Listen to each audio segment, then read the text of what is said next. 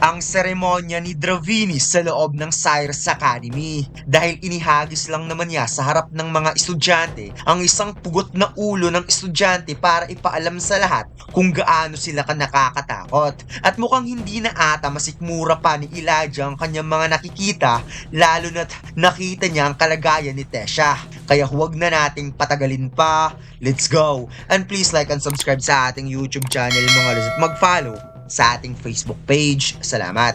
Nagsimula ang chapter na ito kung saan tumayo ang driver ng karwahe ni Tesha habang nagliliyab ang buong katawan, kaya kahit nahihirapan, pinilit na gamitin ni Tesha ang kanyang healing recovery sa pag-asang maililigtas pa niya ang driver niya, at least malalagyan niya lang ito ng kaunting mana. Subalit bigla na lamang itong sumiklab at sumabog na kahit si Tesha ay ramdam ang lakas ng kapangyarihan ni Lucas. Wika ni Lucas na nakaka-insulto para sa kanya na hindi siya papansinin habang siya ay nagsasalita.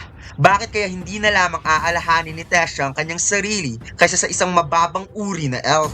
Nangilit sa galit ang mga mata ni Tesha, kaya parang tumalsik tuloy ang braso ni Lucas nang tumama ang kanyang atake at sinabing tumahimik ka. Hindi niya alam kung ano ang gustong gawin ni Lucas, ngunit hanggang dito ka lang dahil pipigilan niya ito. Napangiti si Lucas na napasabing, "Oh, so ikaw pala nag-iisang makakapigil sa akin. Halos hindi mo nga kayang i-focus sa mga mata mo." Sobrang naghihirapan si Tesha sa kanyang sitwasyon dahil ang bracelet na ibinigay sa kanya ni Rina ang siyang kumokontrol sa kanyang beast wheel, ngunit nililimitahan nito ang paggamit ng kanyang magic. Biglang kinuwelyuhan ni Lucas si Tesha na sobrang ikinagulat ni Tesha at sinabi pa nitong, "Tama, ganyan lang dapat. Mananatili ka lang maayos at maganda. Katulad nito." Sino ang nakakaalam, baka magkakagusto pa sa kanya si Tesha kaysa sa walang kwenta nitong boyfriend. Napasmirk si Tesha dahil parang gets niya na kung bakit nagkakaganito si Lucas at sinabing, "Ito ba talaga ang dahilan ng lahat? The fact na hindi mo pa ako pinatay, malinaw lang na hindi talaga ako ang target, hindi ba?" Dagdag pa ni Tesha na gumagamit pa ngayon si Lucas ng parehong drugs na ikinamatay ni Marcos para lang hanapin siya. Sigurado ang lahat ng ito ay para lang kay Arthur, tama? Biglang hinampas ni Lucas si Tesha sa ground na nagpaungol talaga kay Tesha sa sakit at sinabing, "Tumahimik ka. Wala kang alam." Nanginginig na pilit na itinayo ni Tesha ang sarili at sinabi na alam niya. Alam niyang ang inferiority complex ni Lucas ay umabot na sa next level. Kaya biglang sinampal ni Lucas si Tesha at sinabing hindi dahil sa hindi niya ito papatayin, hindi ibig sabihin na kailangan niya itong buhayin. Napangiti namang sagot ni Tesha, "Mabuti naman." Biglang hinawakan ni Tesha ang kamay ni Lucas at parang nagtataka itong si Lucas kung anong gustong gawin ni Tesha sa kanya. At makikita natin dito mga lods na hindi na isinuot ni Tesha ang kanyang bracelet at sinabi niyang mabuti naman kung ganon dahil wala din siyang planong hahayaan niyang mabuhay itong si Lucas. Sumiklab ang lawak ng kapangyarihan ni Tesha at pilit nga ni Lucas na kumawala sa pagkahawak, kaya nang nakawala siya, nagulat na lamang siya kung ano tong pumulupot sa braso at paa niya at biglang umatake si Tesha ng long range attack gamit ang mga matutulis na hangin na talagang bumaon sa katawan ni Lucas. Nagpanghawak si Tesha sa kanyang core at napaisip na kailangan niyang kontrolin ng sarili. Hindi siya papayag na gamitin siya para ilure si Arthur. Subalit bigla nga nag-charge up si Lucas at nagpalabas ng napakalakas na kapangyarihan sa kanyang katawan at napasabing enough. Talsik si Tesha sa lakas ng kapangyarihan at kaagad pinagaling ni Lucas ang kanyang sugat at nakita nga niya ang bracelet, kaya pinasuot niya uli ito sa kamay ni Tesha at sinabing hindi daw niya hahayaang mamatay si Tesha sa sarili nitong mahika. Kaya isusuot niya ito dahil kung hindi, susunugin niya ito na nakadikit sa balat ni Tesha. Hinawakan ni Lucas ang buhok ni Tesha at kinaladkad nga niya ito na parang wala lang at binuksan ng barrier. Pumasok ang dalawa at makikita natin dito mga lods na may malay pa itong si Tesha, ngunit parang manhid na ang buong katawan niya. Maybe dahil sa beast wheel na lumalaban habang pinipigilan naman ng bracelet. Kaya si Tesha ay napangisngis na lamang na sinabing hindi niya kayang igalaw ang kanyang katawan. At habang hinihila nga siya ni Lucas, nakikita niya mga estudyanteng nagsisitakbuhan para iligtas ang sarili. Ngunit habang unti-unti nang pumipikit ang kanyang mga mata, nakita niya kung paano pinatay at kinakain ng mga magic beast ng mga estudyante na gustong tumakas para iligtas ang sarili. Pagkatapos, lumipat ang eksena kung saan ipinakitang tumalon ng mga snarlers sa mga estudyante, kung kaya't agad nag-to the rescue si Elijah gamit ang kanyang earth elemental attribute para pigilan ng mga snarlers. May bigla na namang napasigaw na isa pang estudyante sa gilid na humihingi ng tulong kay Elijah na makikitang tinangay nga ito ng isang higanting wolf na magic beast, subalit may biglang sumulpot sa gilid na isa pang snarlers kaya tumalsik tuloy siya. Pinagsusuntok at pinagtutulungan si Elijah ng mga snarlers, kaya napangisngis nga siya sa sobrang inis at maya-maya, tatlong matutulis na bato lang naman ang bumakon sa katawan ng mga snarlers galing sa lupa na parang inol out saglit ni Elijah ang kanyang lakas para makawala siya sa mga snarlers na to. Kagad umalis si Elijah at habang naglalakad, napatingin siya sa gilid at dito'y may napansin nga siya kaya mabilis siyang nagtago.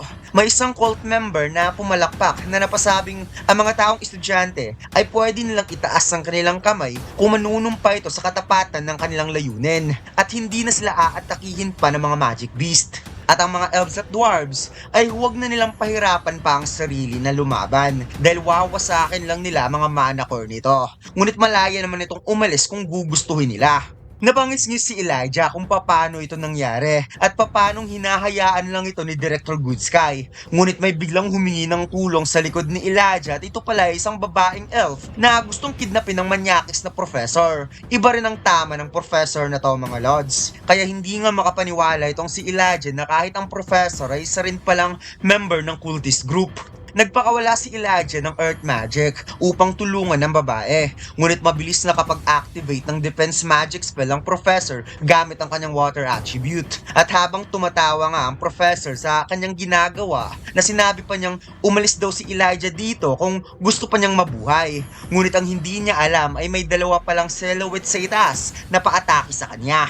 Parang may bumagsak lang naman na fire spear mula sa kalangitan na may kasamang leon na makikitang wasak ang depensa ng professor at nabitawan niya ang babaeng elf. At ito pala ay sina Grouder at Cortez. Kagad pinoprotektahan ni Curtis ang babaeng elf, habang si Elijah naman ay makikitang galit talaga siya sa ginawa ng professor sa babae kung kaya't hindi na nagdalawang isip pa ang professor na tumakas gamit ang kanyang water attribute. Kagad sinabihan ni Curtis ang babae na pumunta sa training facility. May mga mabubuting professor doon na kaya siyang protektahan. Habang si Elijah naman ay napasabing masaya siyang makita na ligtas si Curtis at tinanong kung kumusta ang ibang DC officer.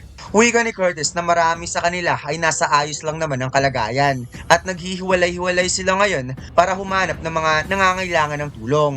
Ngunit si Dora, Drea at Faye na kaagad namang napatanong si Elijah kung ano ang nangyari sa dalawa. Galit na sinabi ni Cortez na nahulog sila sa patibong na ginawa ng mga kulto at si Dora, Drea at Ferret ay nagpaiwan habang sila ay tumatakas. Nag-aalala namang tinanong ni Elijah kung paano naman sina Arthur at Tesha at ibang student council. Wika ni Curtis na si Tesha at Arthur ay hindi pa dumating sa school hanggang ngayon at sobra siyang nagpapasalamat dahil doon. At ang student council naman ay ayos lang, kakahiwalay lang niya kay Cleve at Lilia. Napabuntong hininga si Elijah na napatanong kung ano ang gagawin nila ngayon, kung kaya't nalungkot rin si Curtis dahil hindi rin niya alam kung ano ang gagawin nila sa sitwasyong ito. Maybe panatilihin lang ang sarili na buhay, maghintay ng soldier o di kaya hintayin na lamang nila na dumating ang mga lances. Kaya si Elijah ay napaduko na natulala sa nangyayari sa kanila ngayon. Subalit may bigla na lamang tumunog na boses na parang sirang speaker o di kaya mic na napasabing testing. Lahat ng student at faculty members sa Cyrus Academy, hindi na mangangagat ang mga pinakawalan niyang tuta. Kaya kung maaari, pumunta ang lahat sa clock tower. Dahil ito na ang oras para sa kanilang final ceremony na makikitang habang naglalakad ang leader may tumutulong dugo, dala-dala ang parang tela na supot na sinabi pa niyang ipinapangako niya na ang ceremony ito ay hindi dapat palalampasin. Pagkatapos, lumipat ang eksena sa labas ng paralan, kung saan marami ng mga magulang na pumunta dahil sa pangyayari at hindi daw nila makontak ang kanilang mga anak at bakit hindi sila pwedeng papasukin. Sinabi ng isang nakabantay na lumayo lang muna sila sa barrier dahil ang kanilang mga mage ngayon ay tinatrabaho ang pagpasok sa loob ng barrier, kaya kung maaari, kumalma lang muna ang lahat. Wika ng Mage Guild leader na gusto niyang marinig ang update. Nasagot naman itong ang kanilang Mage Guild at Artificer Guild ay hindi pa nila na-encounter ang ganitong klaseng barrier before. Sobrang naiibang structure nito at talagang iba kung paano nila siniset up ang kanilang barrier. Kaya napangisngis ang leader na sinabing hindi naman siya interesado kung ano to. Ang tanong niya kung kaya ba nilang wasakin to. Kaya parang nakaramdam siya ng pagkadismaya na sinabing hindi nila kaya gamit ang artifact na meron sila ngayon. At sinusubukan na rin nilang kontakin ng Artificer Guild branch doon sa Istinin para mag-send ng malaking beam drill. Ngunit parang may sarili din silang problema doon. Perhaps kung magtatawag na lamang sila ng backup galing sa Lance, siguradong kaya nilang wasakin ang barrier na to. Nasagot naman ng leader, ano sa tingin mo? Susubukan natin yan? Lahat ng Lance ngayon ay preoccupied sa mga insidenteng nangyayari sa buong continent.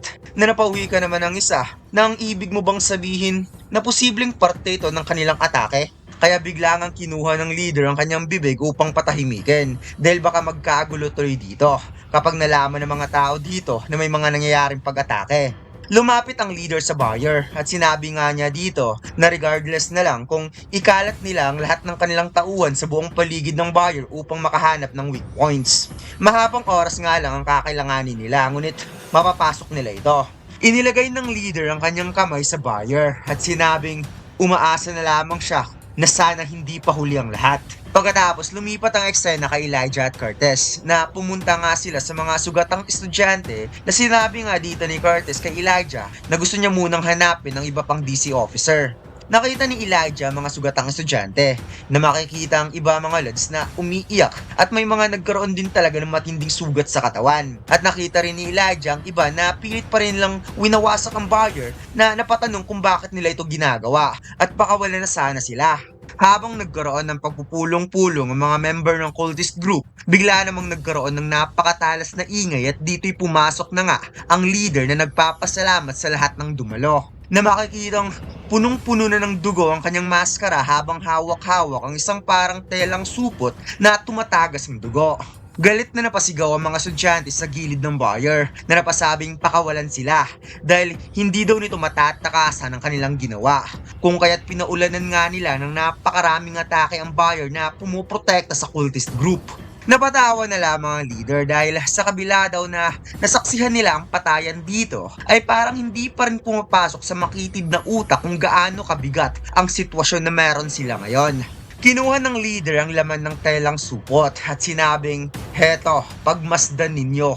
Baka ito ay makatulong sa inyo. Kung saan hinagis nga niya sa harap ng mga estudyante ang isang bagay na parang may buhok na punong-puno ng dugo. Kaya natulala na lamang ang lahat na tiningnan kung ano ang bagay na to. At dito nga nakita mismo sa harap ni Elijah ang ulo ni Dora Dria. Tumakbo ang lahat ng mga estudyante sa sobrang takot habang si Elijah ay natumba na natulala sa sobrang gulat sa kanyang nakita at mas lalong nandilat ang kanyang mga mata nang na-realize na si Dora Dria pa lang nasa harapan niya at napasuka siya na wala sa oras habang napaside eye na napasabing hindi ito maaari at parang hindi na ito tama. Bigla namang sumigaw at tumakbo sa sobrang galit itong si Teo na lumuluha nga itong minamasdan si Dora Dria habang buong lakas na hinahampas ang buyer na makikitang napangitngit talaga sa galit si Teo kung kaya't sinabi niyang lumabas ka, labanan mo ako, duwag.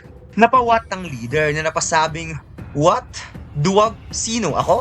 Kung kaya't kinuha na nga niya dito ang kanyang maskara na napangiti at sinabing papanong naging duwag si Mighty Dravini. Sumigaw si Teo at sinabing ikaw ang tinutukoy ko. Oo, duwag ka at huwag kang magtago sa loob ng buyer. Subalit bigla na lamang siyang hinila ng leader papasok sa loob ng buyer kung saan inihagis nga siya dito. Subalit na pa backflip lang si Teo at hindi na nga siya nag-atubili pang mag-charge up upang magsagawa ng pag-atake. Kung kaya't mabilis na sumalakay si Teo at galit na sinabing patay ka sa akin ngayon, hayop ka.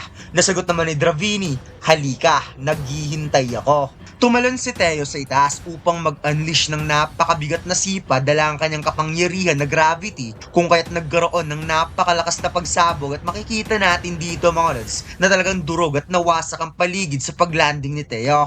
Nabuhusan ng pag-asa mga estudyante sa kanilang nakita dahil kahit ang isang professor daw ay hindi kayang i-block ang ganoong klaseng atake at parang si Lilia ata ang babaeng ito mga lods. Unti-unti nang nawala ang mga usok at dito ipinakita mga nagkadurog-durog na bato ngunit si Teo ay nakahiga na habang namimilipit sa sakit ng kanyang paa na parang nabali ang buong binti niya.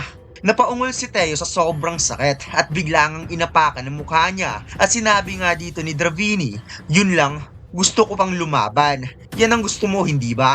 Dagdag pa ng leader na parang may dugo ata sa mukha mo. Hayaan mo akong tulungan kita. kung saan napasnap lang naman siya sa kanyang kamay at bigla nang lumiyab ang buong katawan ni Teo, kaya ang sigaw ni Teo ay parang wala nang bukas sa sobrang lakas. Napangiti nga dito si Dravini dahil malinis na daw tingnan ang mukha ni Teo at huwag silang mag-alala dahil buhay pa naman siya. Kaya ang dalawang student council ay hindi na nakapagsalita pa sa kanilang nakita. Nakangiting na pa-open arms ang leader at sinabing, ngayon, sisimulan na natin ang ating main event kung saan dinala na nga ng ibang member ang kanilang mga nahuli at makikita natin dito mga lods ang mga elf, dwarfs at mayroon pang professor habang si Ferret ay pinakitang bugbog sarado ang mukha at mayroon pa itong slice sa gilid ng kanyang katawan. Gulat na gulat si Elijah sa kanyang nakita at mas lalo siyang nagulat at napasay no nang nakita ang isang babae, ang kulay ng buhok, ang kamay na may bracelet at ito nga ay si Princess Tessia Erelet na wala nang malay habang kinakaladkad ni Lucas Wikes. At dito lang nagtatapos ang chapter na ito mga lods. Huwag mo sana kalimutan mag-like, comment at mag-subscribe sa ating YouTube channel at mag-follow sa ating Facebook page. Salamat!